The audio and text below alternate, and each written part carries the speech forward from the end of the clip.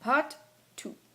So we left off, I had just dropped out of high school, got my GED, and started Intro to Sociology and beginning French at the University of Colorado.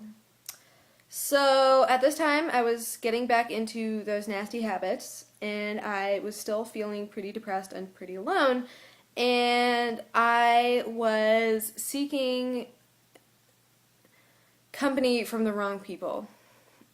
So in my French class, I started taking French, and I met this girl, and we kind of started talking, and we kind of came to, not like really good friends, but we were in the same classes, so we would like study together, and we'd be like, hey, you want to meet up at the library, to study for the midterm, stuff like that. So I met her, and she was from Kazakhstan. And so we never really talked about it. I only think it came up like once, but she was a Muslim, from Kazakhstan. But we never really like talked about that a lot. But I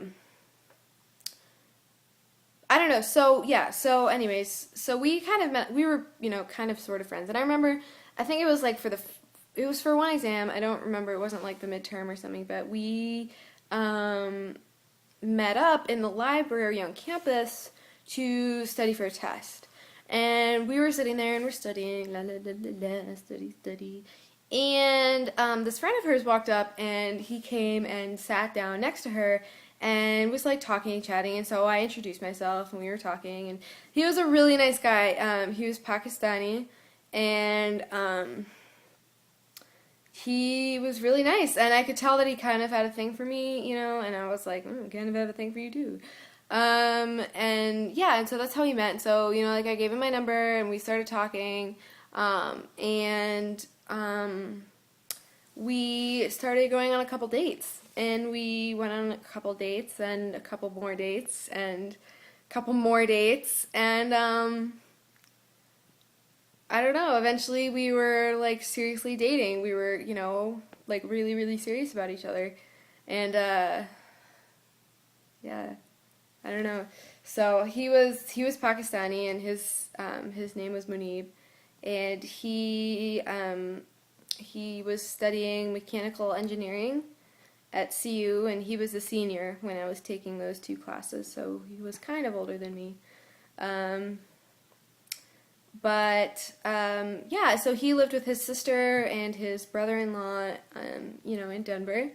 And his parents were in Brunei. He'd spent most of his life growing up in Brunei, which is a country on the island of Borneo in Malaysia. And so he had spent most of his life growing up in Brunei. And so although he had come to, not for high school, but for a long time when he was a kid, he had been in Michigan, going to school in Michigan, like for elementary school and stuff.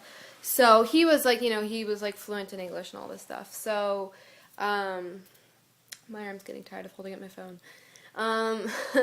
So, yeah, and so we met, and we were dating for a while, and, things got really serious. I don't know. And, but his sister didn't know about us, like his sister and his brother-in-law, they didn't know about us. And he was always like, if they find out, like, they're gonna kill me, like, I can't be dating an American girl. Like, his sister had an arranged marriage, and he was like, I really don't want to have an arranged marriage, like, but, if they found out about you, like, I would die, like, I don't know what I would do. And they had kind of known about me because his sister would, like, open his credit card bills and would, like, find stuff, like, he loved flowers, so he would always buy me flowers, and so she would be like, what was this? Like, who are these for? Like, why did you do this? So he would always have to, like, come up with these lies and stuff. And so I remember we never talked about religion, we never talked about religion at all. And then I remember we were on a hike, we went hiking up to this hot spring by Aspen. And on the way back, I remember we were, like, walking down, and we were holding hands, and we'd been together for 8 months at this point, 8, 9 months at this point. And I remember, we were walking, and he was like, so, I'm a Muslim, right? And I was like, yeah, I know. I figured you're from Pakistan, I kind of figured. And he was like, well, maybe we should talk about this. And I was like, well, I don't really think it's a big deal. I don't see what the big deal is. And so we didn't really talk about it. And so I remember a little while after that, or maybe it was before that, I forget, he proposed to me. And of course I said yes. And so we decided that we were going to get married. And I remember I still have the ring. Here it is. Here's the ring. And yeah, we decided we're going to get married. And this was partially because his parents had found out about me, and they were trying to force him to, they will be moving to Canada shortly. And they were going to try to force him to move to Canada with them, so that he wouldn't be near me and he wouldn't be seeing me.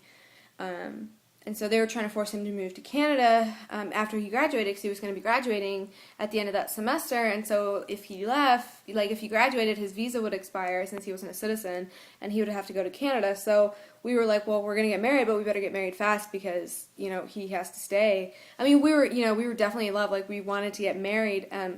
Like, he proposed to me before he knew about this, so we were going to get married, but we decided we were going to get married sooner so that we could, like, avoid him having to go to Canada and all that.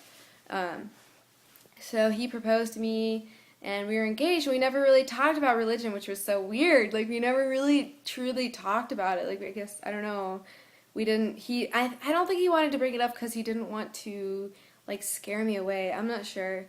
So after that, I had got accepted to the school in Arizona, and so I left for Arizona, and he had like a couple more months to finish, and once he finished, he was going to find a job in Arizona and move down, and we were going to get married and live together down in Arizona. And so when I first moved down to Arizona, it was really hard because his family made him choose. Like, his mom made him choose between her and me. And he chose me. His mom said, you choose her, you choose me. And he chose me. So I came back to visit for like a weekend, a couple days, and we had the best time together. We had like a week, and it was like the best week ever. We like went hiking, and we just hung out, and it was great. And so then I went back to Arizona, and when I was there, I was living in this house with 16 other people, and it was horrible because I was, if you haven't guessed at this point, I had a huge problem with alcohol and drugs, and so I was living in this house with 16 other people, and they would all drink heavily every single night. And so, of course, I got sucked into that because I didn't have anything to stop me. So I got sucked into that, and I ended up getting really depressed because I was like, no, like, I came to Arizona to get away from this. Like, I don't want to get back into it. So I got really, really upset, and I called him one night, and I was just sobbing, and I was in tears, and I was like, I can't live here anymore. Like, you need to be here with me. I can't live with these people. I don't want to go back into the cycle of drinking every single day. Like, it's too much.